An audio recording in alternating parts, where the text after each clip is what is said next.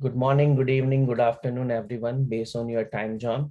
My name is Amit Chaudhary. I am the founder of the Salesforce Epics Hour, and today topic is event-driven development in Salesforce.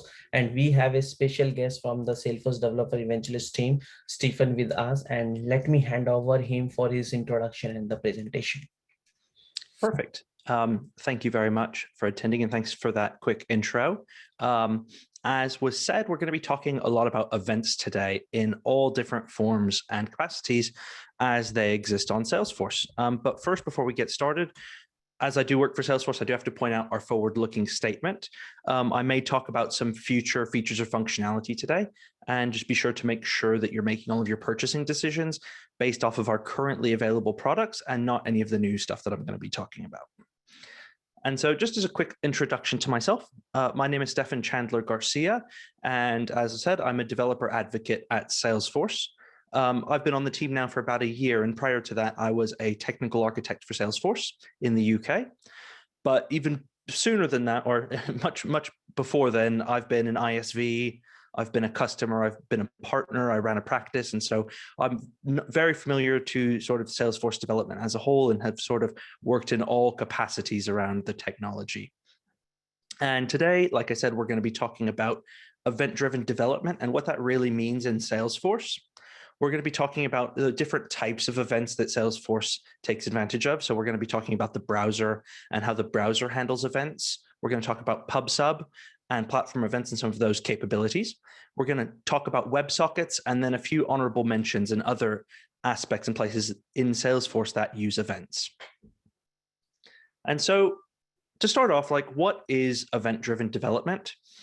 And I guess the real principle behind it is decoupling a lot of the point-to-point dependencies within systems so that we can take on more of a microservices architecture, and allows you to have more real-time notification between multiple systems. And what's really important to remember about this sort of event-driven principle is a lot of times you're firing and forgetting something. A notification is coming in and you're pushing it out. But to sort of actually paint this picture a little bit better, it's much more useful for us to look at a diagram around somewhat of a common use case when using event-driven development. For example, we're going to be talking about Salesforce today, so all of my examples are going to be pretty Salesforce heavy. And one thing that we'll explore is sort of that communication between a web application and Salesforce. We can obviously write directly to the REST APIs in Salesforce from our web app, or we can use events to then push that data into Salesforce, back to the web app, into our order management system, into our point of sale system, without actually having any hard dependencies on writing those integrations. And the way that that looks would be to use a publisher that pushes events into an event bus or a browser and then out to those multiple subscribers. Sorry, as I go back to this diagram, this is an example of how it would be point to point in most cases. So our web app might have a direct integration to Salesforce. Salesforce might have a direct integration into our order management system. It might have a direct integration into our POS system, but in an ideal world, we wouldn't have those hard dependencies there, and we can just push things out into our event bus and then handle those events as necessary in each of those systems instead of having to route through a single system or route through Salesforce in this case. But how does that really translate into Salesforce language, into our technology? And there are really sort of three core aspects of events and event-driven development that we can take advantage of. And the first of those are browser events and the actual browser event loop, maybe if you're using Chrome or if you're building applications in Node. The event loop is quite similar, and we're going to really take advantage of that when writing Lightning Web Components. And we need to be aware of how the browser handles events when building those components. The second use case is by using platform events in more of a pub-sub approach to communicate with external systems, not necessarily just the browser if we're working in components, but actually to use those events to communicate in external systems. And those can be used with tools like Flow, via the API, via Apex, and via Lightning components as well, to be able to create sort of that experience and interaction using event-driven development with other systems and not necessarily just Salesforce.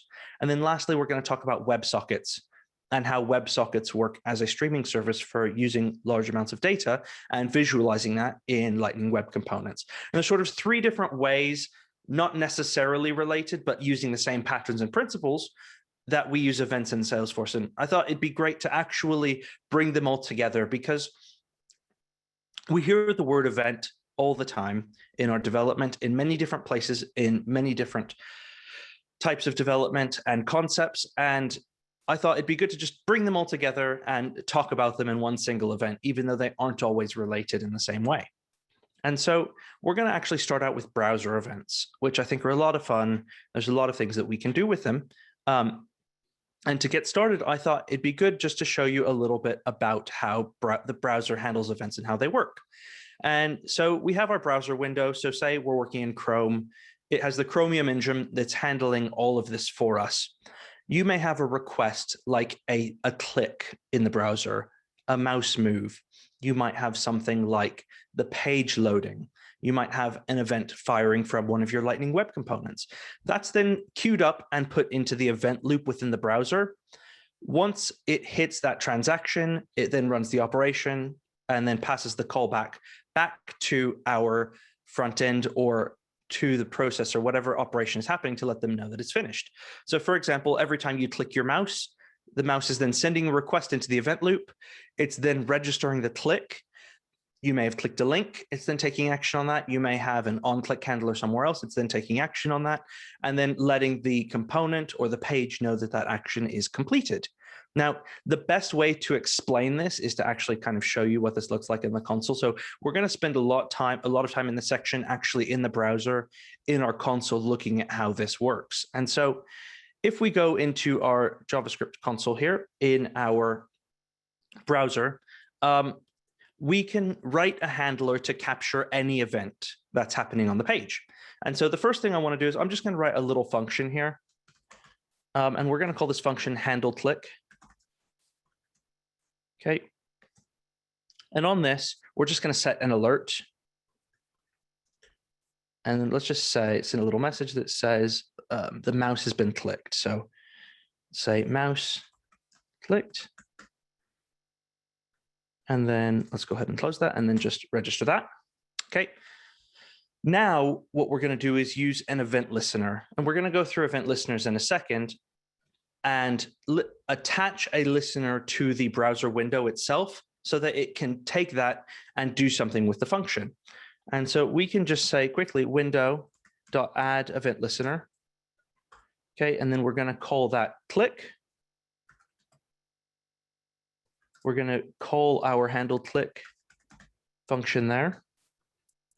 And that's it. And so pretty much we're taking the window itself, which is our browser window. We're adding a listener for that click event to occur. And then we're going to handle the click. So I'm going to quickly register that and pop back to the diagram before we demonstrate it. But so you can see here, we have our request here, which is going to be the click. It's going to then push that into the event loop. It's then going to run our function and then give us the feedback on that to let us know that it's done. And so if I go back into this window and I click, you can see here, we have our alert that's been shown because it's taken that action, that event, it's passed it into the event loop and it's queued it up, ran it, and then sent that information back. Now, this happens pretty much with everything that's happening in the browser. When the page is loading, every time a callback is being run, it's running into that event loop. And we can manually push events into that loop, and we can listen to anything that's happening in that event loop as long as it's available to us within the browser. And so if we take that and we look at Lightning Web Components, we really have two different types of events that we're going to be talking about. The first of those is JavaScript events, just like what we were just talking about in the browser, where we can click a link, we can add an event listener, listen to that event and do something. You have full access to a lot of those events when working with Lightning Web Components. It's not something that Locker Service really restricts. You can add event listeners for any of those page events. You can add event listeners to other components and to other messages and handle them within your components without worrying about Locker Service. However, we'll talk about in a little bit, that does open you up to a little bit of vulnerability when it comes to having the information that you're distributing via JavaScript events become available to other things on the page. We then have Lightning Message Service, which is more of a secure event service that is built and distributed by Salesforce as part of the LWC services that allow you to, in the same way, create those messages, create those subscriptions, and then publish them through that secure message channel that's been created using the same concepts and principles. Now, we're going to break that down and we're going to take a look at both of those. But first, we're going to start out with browser events, just general JavaScript browser events. And so today we're going to be talking about custom events. There are also DOM events that we can look at that are sort of the standard browser events that we can capture, things like the page rendering, different things around the window. But we're just going to be talking about creating custom events today that we can create in our components and then subscribe to in other components. Now, what's really cool is that with these custom events, you can bubble them and subscribe across the page. So you may have an LWC here that is loading and you don't want to render the rest of the components until it's done loading. And you can fire a message to the rest of your components that says, okay, this component's done loading via custom events, send it through, really quick, really easy. You don't have to create a message channel and you can send that notification across. Now, it's great, except the fact that that message can be intercepted in other places on the page. Now, before we go in and demo that, I just want to talk quickly about publishing and subscribing. So to create a custom event, it's really easy. You've done it in your Lightning Web Components before when communicating with parent and child components, when communicating above the chain. It's documented very well in the LWC docs, but you just create an event that's a new custom event type and then pass it a name. And once you pass it a name, that name can then be subscribed to, which we're going to go to in a minute. So that name is very important. And in this example, we've got an event that's just called message. We're then going to pass in the detail of the event. So we're going to pass it a value, and then we're going to bubble that event so that it's available outside of our component and outside of the Shadow DOM specifically. And then once we've instantiated that event, we can just dispatch it in our component. And when publishing, this is all we need to do. You just have to define the event and dispatch it. Now, when it comes to subscribing, there's a little bit more work, but not a lot more. In the connected callback of our component is where we're going to want to add our event listener. And so in there, just like we did in the console a few minutes ago, we could just say window.addEventListener. We can put in the name of our message. We can then pass in a function and then any other options or properties that you want to throw in there. In this case, let's just worry about this function here. And in our LWC, we're just creating a function or a method in this case here, where we're going to take that handle message, we're going to pass in the event through an arrow function, and then just let the detail of the event equal event.detail.value. In our component, we're going to do some stuff with it. I didn't want to put that on the slide. And then once the component is removed from the DOM, we actually want to remove the event listener so that it doesn't linger on the page. Because Salesforce is running sometimes in sort of like a single page app context, we want to make sure that if we're attaching an event listener that we're removing it once that component's disconnected. Otherwise, our event listeners are going to be stacked on the page. You're going to have multiple listeners and things can get a bit messy. And so we always want to make sure that we disconnect. In the disconnected callback, we remove the event listener so that we don't have any data leakage there. And so now going into our code for a second so you can see what this looks like. In our component, like I said, we have just a text box here that we're going to pass a value in. We're going to create a little to-do list. And I'm just going to demonstrate that real quick. We've got our handle click method here that's going to create our custom event here of message. Just zoom in on this a little bit for you. We're then going to pass in the value of this dot value that's coming in from our text input field, and then we're going to dispatch it. It's pretty simple. And then in our subscriber, we're just going to take our event listener here and add our message subscription in the connected callback. We're then going to handle the message as it's received, and we're just going to add the detail into an item list and just display the list on the page. And then when it's done, we're just going to remove the event listener. And so that's what we see here on the left-hand side. I have a publisher here. I'm going to refresh this and just so I don't have to remove that listener every time I click the mouse. It can get very annoying very fast. Okay, so let's go ahead, open that back up. And so let's say we're talking about the eCar app. So we're going to be in the sample gallery looking at eCars today. It's going to be our main scenario. So everything's going to be car themed. So let's go ahead and we're going to polish the car, and we're going to add that to the list. And to wash the car, hopefully not after we polish the car, because that would be redundant. And you can see here, I'm taking the events in this component, I'm creating a custom event, I'm pushing it into the event loop, and then it's getting picked up by our subscriber here as it's being published. And so I'm able to communicate across the page really quickly and really easy using just standard JavaScript custom events, really. Now, you can see here, I'm just putting that into the debug statement there. But I'd like to show you what else I can do with this. So I'm firing that event into the window. And as I said earlier, that means that it can be intercepted by other things on the page. And so just like earlier when I wrote that function for handling the mouse click, I can actually say function here. Let's say, let's handle message. I've already pre-written that there. So let's go ahead and that. I'm going to pass in the event and say console.log.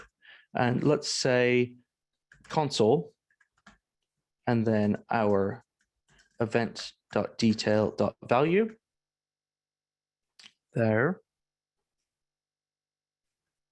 And let's close that out. Okay. And so I've just registered a function that's going to handle the message for us from the console. And so then I can add an event listener. We're going to say message there. We're going to say handle message. And so I can subscribe to that message that's being published by my Lightning Web component from our console here, just demonstrating that that event isn't just restricted to the Lightning runtime that we're seeing here. I can actually intercept that within other parts of the browser. And so let's go ahead and park the car now. And I can go ahead and publish that. And you can see here, it's added it to the list. I've subscribed to it in my LWC here, as well as been able to subscribe to it within the console. Now, even more creepy, I can actually subscribe to that event from things like Chrome extensions. And so I'm going to go ahead and just take that function here, copy that. And I have an extension here that just lets me run JavaScript on a page.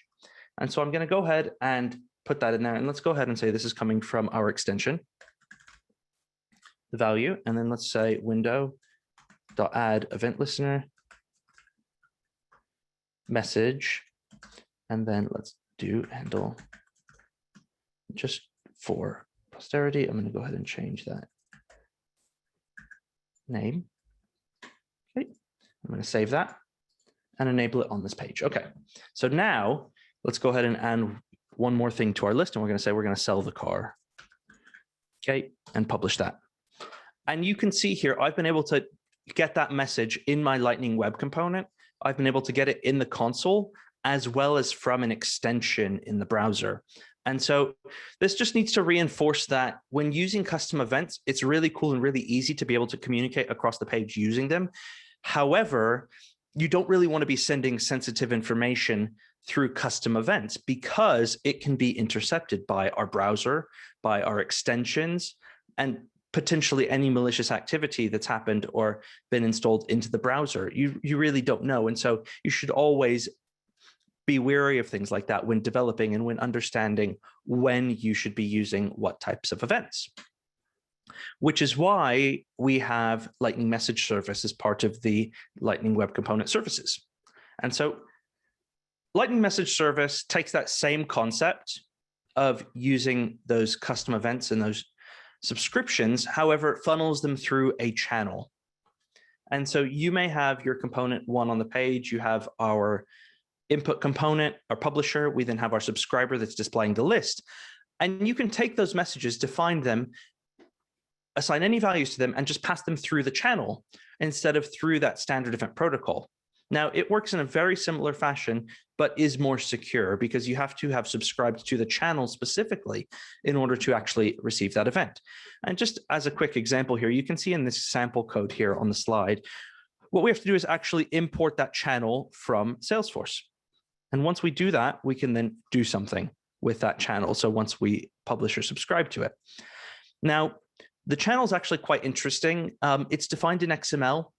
And so you have to go in and actually manually create the channel at the moment in your IDE and deploy that to Salesforce. And you can see here, it's incredibly simple. You just define a label here, you expose it, provide a description.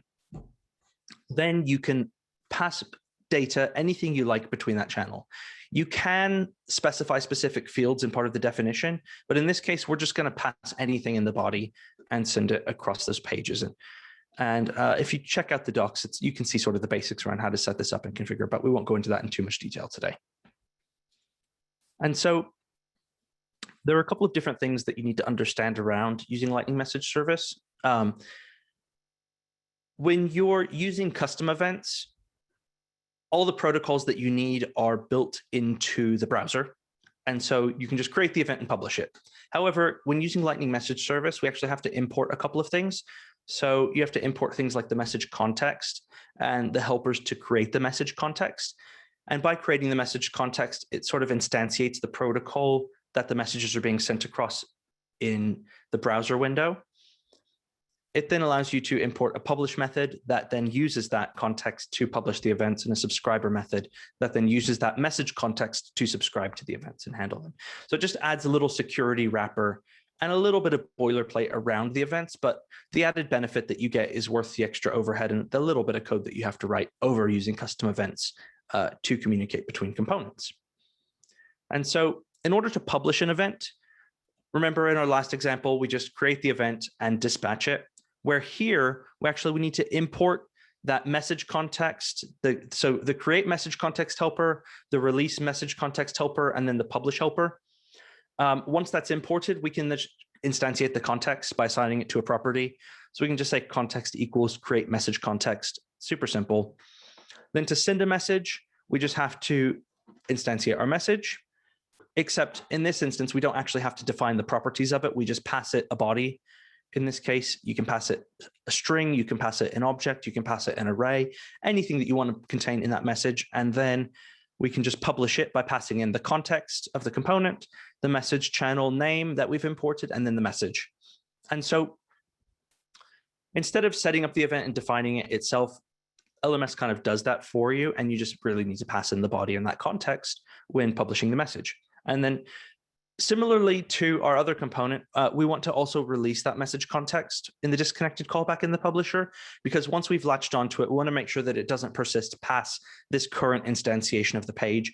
If we need to capture message context on the next page, on the next contact record, we want to do it from that component. So it's always important to disconnect that message context in our disconnected callback of our component.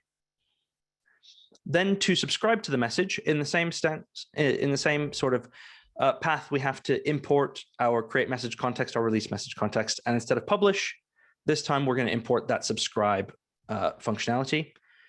We can then easily subscribe to the message. And then once that's been done, we just pass it into the subscription object, and we just say this.subscription equals subscribe, and then pass in the context, the message, and then whatever that message is, and then we can handle it. And so it's pretty easy to just go through and check out the docs and copy this through. It's slightly different from the syntax that we're using for subscribing to events using custom events. But once you get the hang of it, it's pretty easy to just go through and sort of change your mentality a bit when writing out the events. So let's go ahead and take a look at a quick demo around this. And so in eCars, I want to just look at subscribing to custom events across the page here. And so if we let me go back into here, let's go ahead and shut this down and go into our contacts here.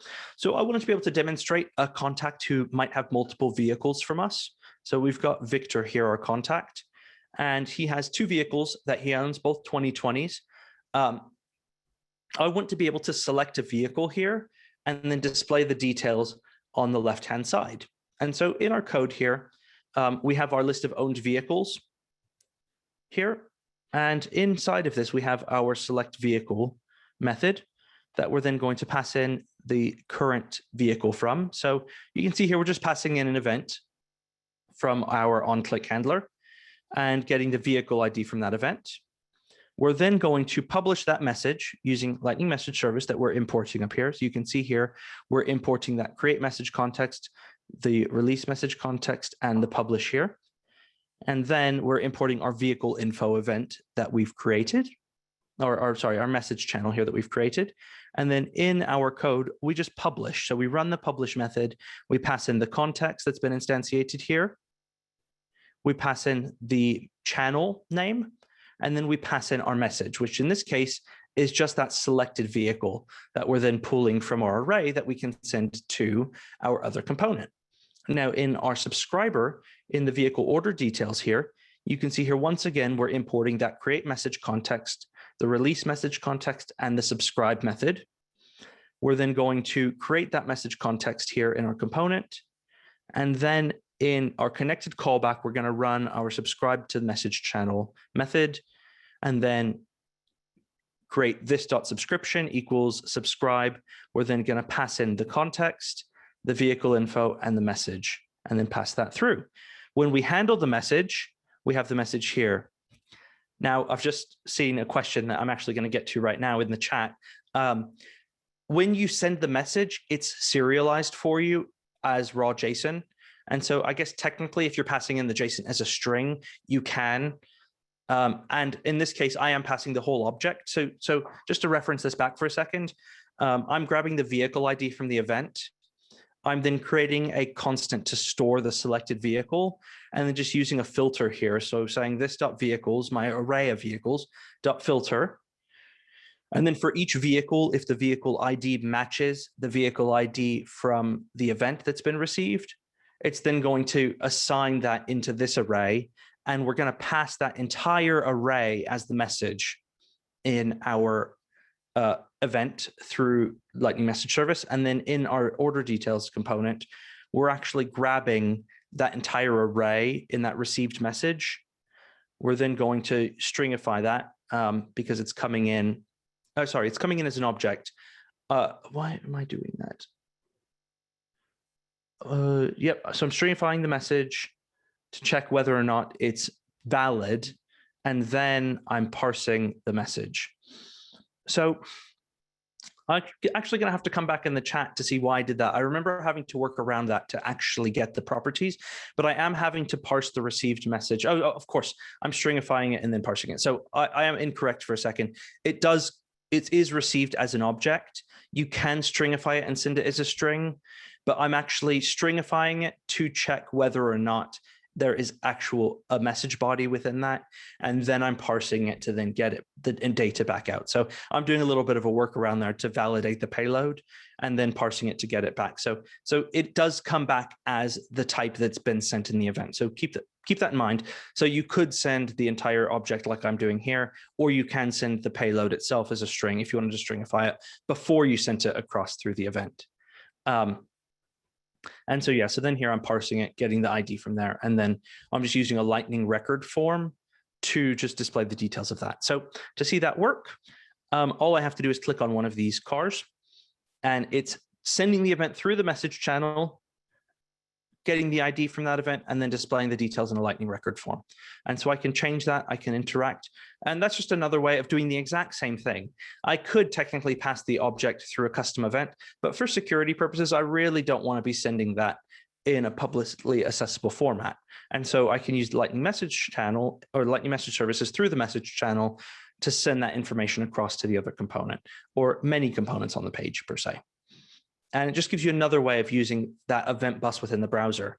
And keep in mind, we're talking about an event bus within this specific window within our browser and communicating across. We're not going across system in this case. We're going from item to item on the page through the event loop within our browser and then getting that information within other places of the page. And so hopefully that teaches you a little bit more about how the browser handles events and how those patterns that we talked about earlier around event-driven development apply to our front-end development when building Lightning Web Components. And so now let's take a look at the pub-sub approach. And so a lot of us will be familiar with pub-sub models. We're going to be publishing something and subscribing to it. And in this case, we're going to be talking about using an event bus. Now, let's talk about this in the context of Salesforce. So we have our publisher. We're creating a platform event in Salesforce somewhere. So we've got a publisher that's taking an event, it's queuing it up, and it's throwing it onto the event bus. That event bus then distributes a message that's set to a topic. That topic can then be subscribed to in many different places. And so we have our publisher. This has changed. We've got this data. I want to send this to everything, is going to queue it up, put it onto the event bus, and the event bus is going to fire it out. And anything that is subscribed to that topic can get access to that information. Now, what's important to note is that we're meeting in the middle. That subscriber knows which topic it's looking for. And when the server is spun up, when it starts listening, when the page is loaded, it's going to subscribe to that specific topic and let the event bus know, hey, I'm here listening, and always be listening, as well as the publisher. The publisher knows exactly where it's sending it. So even though the publisher is queuing it up, sending it to the event bus and just firing it, the event bus is aware of what's subscribed to it. So we have almost this meet in the middle approach, which is going to differ from WebSockets when we talk about them in a little bit. But so in order to use PubSub, you have to be subscribing to something, and you have to know, you have to be authenticated, you have to have access to subscribe to that, and be aware. And so while we are talking about events in the context of, oh yeah, you can subscribe to it anywhere, you can get it anywhere, it's just going to randomly fire this event out, you do actually have to know what you're subscribing to and be aware of those subscribers to subscribe to them. We'll talk a little bit about that in the context of Salesforce now. And so our solution to using events in a PubSub approach are platform events. I'm sure you've heard of platform events. I'm hoping most of you have used platform events.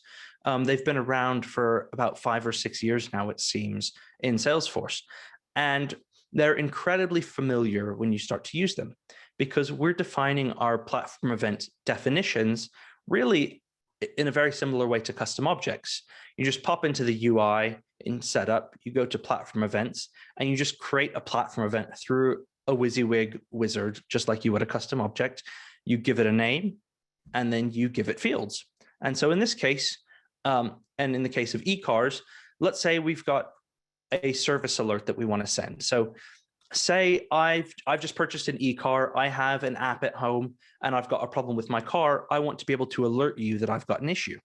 So maybe that would be a great use case for platform events. So I've got a mobile app. I just want to send the event and capture it in a couple of different places and use it. And so we'll go through that in a minute, specifically as an example. But so in this case, we would define our platform event name as just a service alert. And then we would create a couple of fields for storing the vehicle ID and a message. And so what's cool about those platform events in Salesforce and the Salesforce application of events is that you can publish messages from multiple different sources. And so you can publish messages from Apex, you can publish them from flows or our APIs, and publish them directly onto the bus through the APIs. Now, it's important to note that when publishing messages onto the Salesforce event bus, you do have to route through Salesforce. So I can't just go and publish directly to the bus. I have to use something like, in this case, in a JavaScript app, JSForce, to log in, create the message, and throw it onto the bus.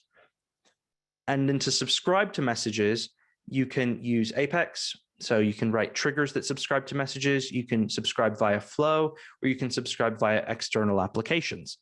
And so you can subscribe to those. In this case, we may use JSForce as well to subscribe to the messages directly, or you can use Comet D, which is the protocol that we use for accessing these events, to subscribe to those events specifically to those topics in your apps. And so in this case, publishing an event is super easy. It's just like creating a record. And really in Apex, all you have to do is define your event here, your service alert. And so you can see here, I've accidentally put a C there, but that should be an E. So we've got our service alert that we're setting up. We can then set our vehicle ID, we can set our message, and then we can just publish it via the event bus class in Apex, or via the REST API by pushing a message to that actual topic in the event itself. And that will throw the event onto the bus and allow you to access it elsewhere. And so when we talk about that, we then talk about subscribing. And so when subscribing to a platform event, for example, we can write a trigger on our event. And once that event has been published, we can grab it, and then we can do that and do something with the event that's been received, or via flow. And so we can write a platform event triggered flow where every time the event is received, we can do something with it. And so those are just two ways that we can listen to those events on Salesforce as they're published. Now, another way that we can use platform events within the front end is using the EMP API, which is a bit of functionality that are part of those Lightning component services that allow you to subscribe to platform events within our component. So we've talked about subscribing to custom events in our LWCs. We've talked about Lightning Message Service. We can also subscribe to platform events as they're received within our Lightning Web Components. And in here, we can import all of the things required to run the EMP API.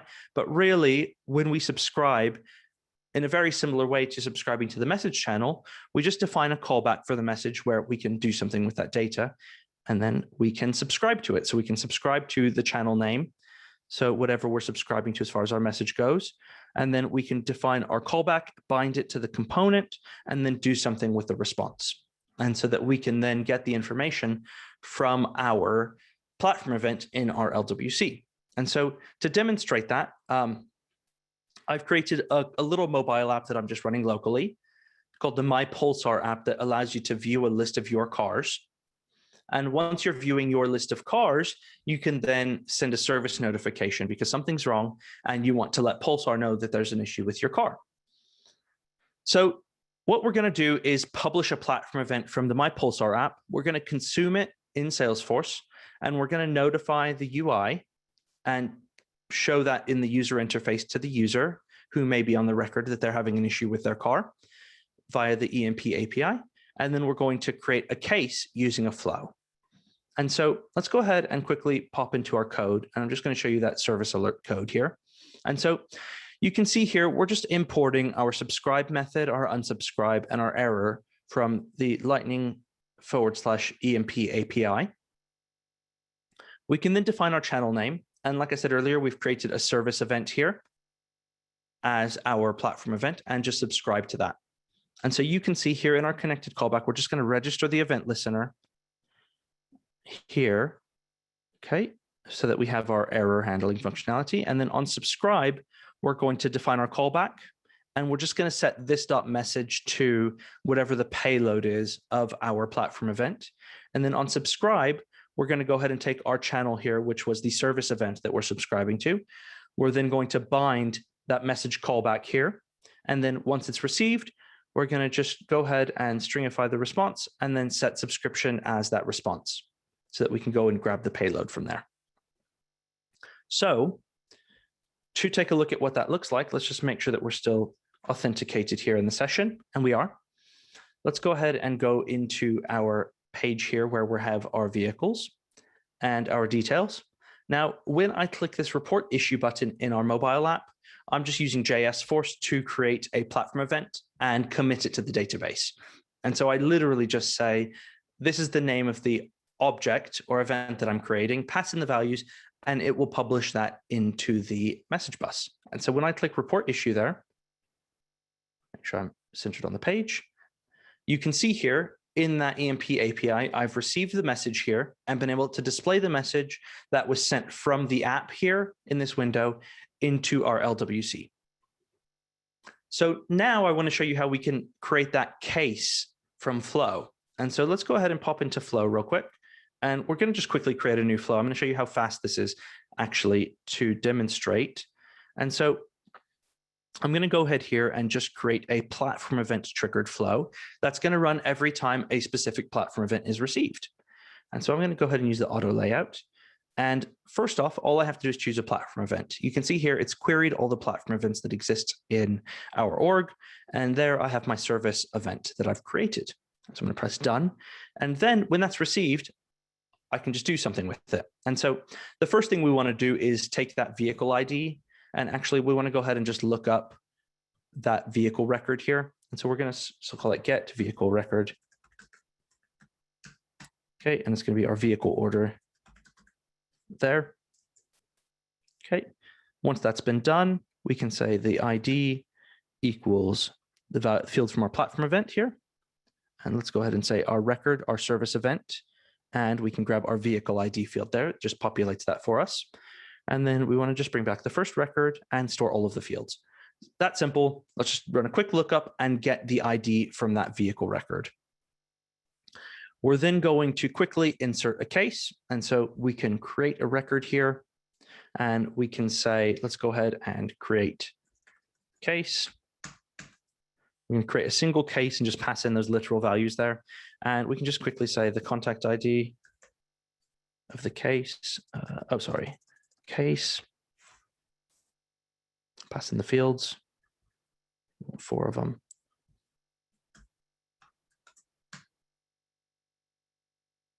Okay, and then from our lookup there, we can just say vehicle order, contact, and then select the ID here.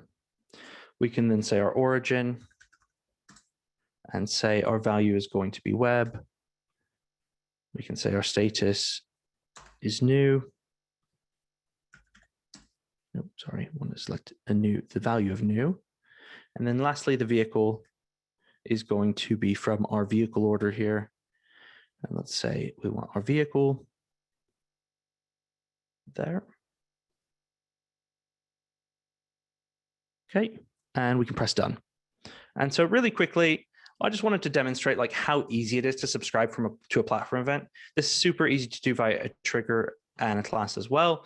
However, I thought for this example, it's always good to see some of the new features of Flow as that product like really expands and takes away a lot of the boilerplate that we're writing. Because I don't know about you guys, I don't really want to be writing a trigger that just goes and creates a case when I can write some of that functionality in a much simpler fashion here and have it be a bit more maintainable by some of the admins on my team potentially, so that I'm not always having to go and sort of audit and update some of these sort of more menial tasks.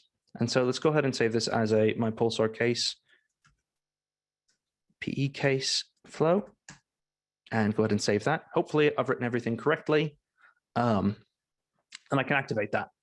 And so in theory, that's created, that's activated. If I fire my platform event again, let's go ahead and just refresh this page so we can get confirmation that it's been sent. And so let's go ahead and report the issue. Okay, we can see the issue has been logged as the platform event trigger run. And yep, so we have our 7:47 a.m. case that's just been created from our platform event triggered flow. That's linked to the vehicle here, the contact name to that case. And so we've been able to subscribe to that message through that platform event in multiple places at the same time without actually necessarily being dependent on each other. And I think sort of that asynchronous subscription capability around Salesforce is super handy when it comes to sort of decoupling a lot of those actions because they're not related to each other in any way. However, we can subscribe to that same event that's being published. And so if we go back into our slide here, you can see we're subscribing to that in both places, but neither of these actually have anything to do with each other, which is really nice to do because we can then create more functionality that's not going to be as CPU heavy because we're not having to worry about those events all being interconnected. We can just listen to them where we need to and act on them accordingly. A lot of the great use cases I've seen around platform events are around error logging and being able to capture errors coming back from some of our transactions and storing those in events. And it's just a great way to sort of decouple a lot of those actions. Hopefully this example has sort of shown you a little bit more around how you can start using platform events, or at least given you some inspiration around ideas and ways you can use them to decouple some of these actions as they come in through other applications. Obviously, the technology is still evolving. There's lots of feedback that we get continually about them. So if you have any feedback that you'd like to give on platform events or any more in-depth questions, we can talk about it after we go through the slides, as well as can get that feedback to PMs. They're always more than willing to listen and get that from you in a lot of places. Now, I wanted to point out a couple of honorable mentions around platform events that we may not necessarily go through specifically, but applications inside of Salesforce that use platform events. And so if I pop into our org here, I'm sure a lot of us have heard of change data capture. Change data capture allows you to always be listening for changes on a specific object. And so if I go into change data capture, in setup here, you can see here that we can have a list of our objects and then make them available to CDC. And so in this case, I have our vehicle and our vehicle order here. And so if we go through and add those there, I'm going to go ahead and go into a vehicle record here. And let's go ahead and check this out. Okay. And let me just see if I can quickly demo this for you. So let's go ahead and open up one of our vehicles. And so here, I'm just going to bring into the window the streaming monitor app that was created by the wonderful Philippe on our team, who has created an app that lets you listen to and subscribe to events in Salesforce and show the payload within the component. And so in here, I'm just going to select the event type of a change data capture event. I can select the event name, and let's go ahead and say vehicle. Let's go our vehicle change event here. And we're not going to use the replay, but so let's go ahead and just subscribe to that event here. Okay, and so now it's waiting for events to happen. So I'm going to go ahead and edit this record. I'm going to change the model of this car. So let's change the color, let's change the interior, let's change the range, and let's change the price. So let's make this even more expensive. And let's go ahead and save that. And so what you'll see here is it's received an event. And so if we go ahead and look at that here, we can see the vehicle change event has been received. Okay, let's go ahead and we can show that being displayed here. We'll just show it as a table quickly. Actually, let's go back to our timeline here.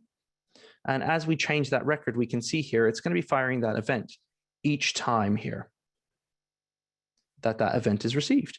And if we click on that here, we can see the body of that payload. We can see here, it's brought in over each of those changed fields.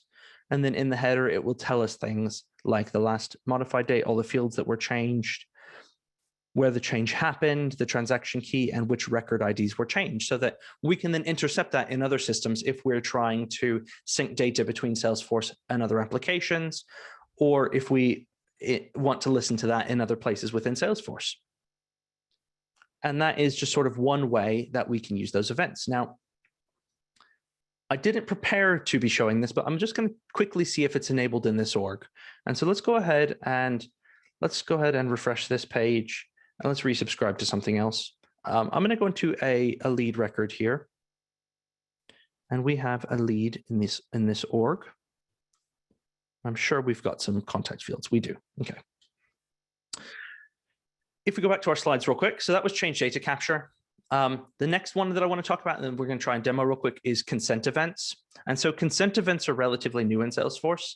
When we talk about consent events, it's really privacy focused, and it is a message channel that you can subscribe to that will listen for changes in records and fields that have to do with privacy. So like our contact do not opt out or opt out field, our lead opt out fields, our email addresses, all of our privacy related records like the individual, all of the contact point consent records, the privacy records, the privacy action records, like there are like 30 different records or different fields that it's looking for, consolidating them down into a single event and passing them through a single channel, so that if you're looking to manage consent on a large scale, you can always pass those events, subscribe to that single consent event channel, and then take action on those where you're subscribing to them.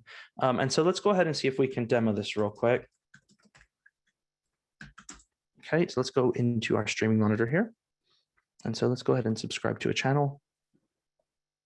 Let's go ahead and do a custom platform event. Generic event. Just seeing if it will actually let us here. Do you know, I don't think it will. So I will open a PR for Philippe and get consent events into the list of this. However, just be aware that that is a thing. You can subscribe to the consent event channel itself and listen to consent events. And I'll share some resources in the chat. I had a talk from Dreamforce back in 2019 around consent events that showed how you can use them. It's just a little demo around how we can get access to those events. And then the last one is real-time event monitoring. And so event monitoring in Salesforce is part of Shield. and it allows you to track when events have happened in Salesforce, like a report download, someone's accessed a page, someone has created a list view. Like all of those create security events that you can subscribe to. And in real-time event monitoring, we then publish those events every time they happen, and they're incredibly large volumes. So for example, every time someone hits a record page, an event is fired, and you could subscribe to that event for logging or in any external applications where you want to store those high volumes of data and take action on them based on maybe security vulnerabilities or someone downloading a report that they shouldn't be downloading. And so those are just sort of three applications of platform events inside of Salesforce that go above and beyond just creating those custom platform events, but really ways that we're using them to distribute information to our customers in different ways. And so the last thing we're going to just quickly touch on is WebSockets. I'm not a WebSocket expert, I will say that now, but I will do my best to give you a brief overview and example. And this is an example that's already existing in eCars. So if you go and check out the eCars app in the sample gallery, you'll be able to see this code and play around with it and actually spin up your own server. And so what WebSockets aren't are the browser communicating with the server over HTTP. They don't even use HTTP. They're running on sort of a TCP protocol that allows you to just take a WebSocket server and stream incredibly high volume of events at a subscriber. Now, unlike when working with sort of that pub/sub approach, the subscriber isn't actually going to the WebSocket and letting it know that it's subscribing. It's just listening for those events to be thrown at it. And so in this case, we're literally just instantiating our WebSocket connection here, saying new window.websocket, and then passing our WebSocket server address there. And then when that message is received, doing something with it. And in this case, just parsing the data. And so we're going to go through our example real quick and just to show you what it looks like. In our demo, and if you go into eCars, we have an MQTT server that's streaming high volumes of events into Kafka, and Kafka is then publishing them through a WebSocket server, and then Salesforce is subscribing to them via that URL. It's just hosted on Heroku, and when you deploy eCars, this will be part of those deployment steps, and it will go and publish these into Heroku so that you can use them. Now, just to quickly look at the Salesforce code here, just to open up our live data charts here. You can see here that we're using chart.js to pump this data into, because it's large volumes of data generally used in like IoT use cases. You'll also see WebSockets used quite frequently in like stock tickers. So you've got the stock price changing every second. A lot of that data will be sent in through WebSockets. And it's important to note there are no limits when it comes to subscribing to a WebSocket. So you can be pumping millions of events into a component, and it doesn't really affect Salesforce really, because all of the connection is happening through the browser. And so you can see here, we're just instantiating that WebSocket connection. We're pointing it at our eCars DreamTX Heroku app here. And then on the message, once it's received, we're just going to take what's received in the payload and pass it into chart.js and add another niche on the chart. And so if I go into that case we created a few minutes ago here, let's go back into this one. Let's close this quickly. Bear with me. Okay. And into our contact here for Victor, we can go into our cases. And in this case, we just have some real-time data charts that are coming in via that. And in our real-time data component here, once that component's instantiated, we're connecting to the WebSocket server and just listening for those events. And as they're being passed in, we're receiving those every second from the server and then displaying that data in real time within our LWC. And that's just streaming and listening from the WebSocket. They're really cool to play with. Unfortunately, I don't know a lot about how to set them up and build them. But like I said, there is a great example in the eCars app if you want to look at how to set up that server and how to actually stream them through that WebSocket server and then just subscribe to them in your LWC. But if someone has a WebSocket stream that they want you to subscribe to, it's very easy to do from our components.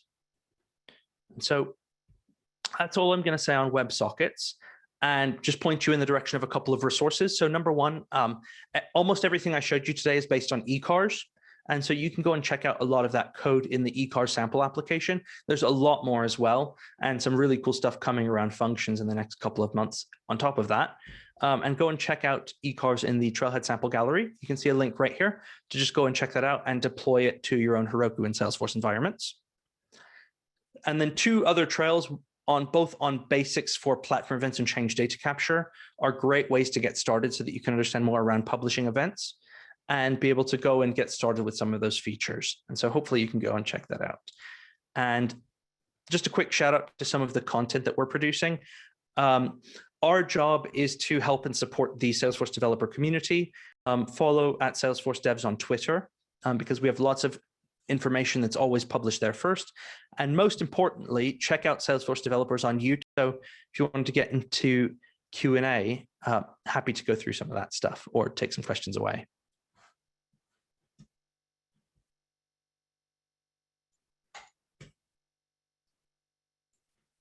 So thank you, Stephen, for the great presentation. I allowed everyone to unmute themselves. If anybody have any question, feel free to unmute yourself and ask a question directly.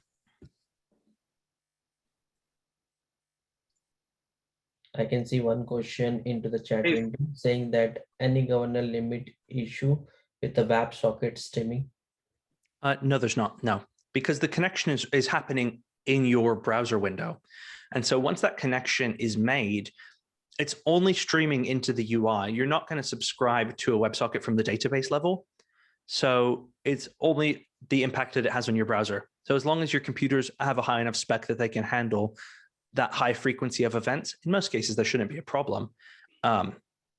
If you can go on and view a stock ticker on any website, like on Yahoo Finance or MarketWatch or any of those, you can handle streaming in millions of WebSocket events through an LWC. But there are no Salesforce limits around it. Thank you, Stephen. Is there any difference between PubSub and LMS, LMS service architecture-wise?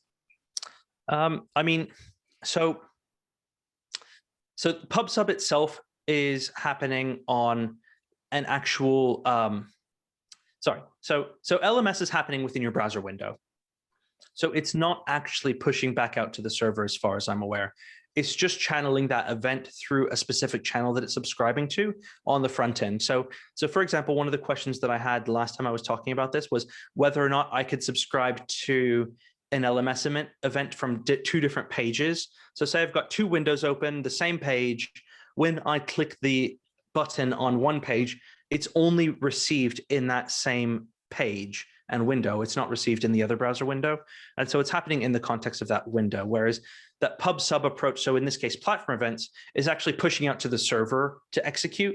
And so technically, you can click a component and publish a platform event that's received on your page. However, it will be, so the streaming API also uses a PubSub approach. You could almost call it the first iteration of platform events, obviously not using an event bus that uses push topics to just subscribe via the REST API. It's just a different protocol. So you're subscribing via REST versus subscribing via the event bus itself. And then when you're subscribing via REST, obviously it's polling. And so you've got that polling constantly happening. It still works, still a great solution. And you can use it accordingly in the same fashion as you would for platform events. So are you suggesting that using PubSub would be better than point-to-point integrations? What were the pros and cons for using one over the other? Yeah, not always. I think there's a world in which they live together. If your business leans towards more of a microservices approach, where you don't necessarily need the point-to-point integrations, being able to decouple them relies on less of a dependency of that code being written for the integration specifically itself back to Salesforce or to Salesforce, and allows you to just subscribe from that place and listen for the event. It's a lot less overhead and has different limits to working with the different APIs on point-to-point integrations. I'm not incredibly opinionated on which is better. There are lots of people who have much stronger opinions than me on which is better. However, I think it's just a different way of development and sort of lends itself to more of a microservices architecture if that's the approach that the business is taking.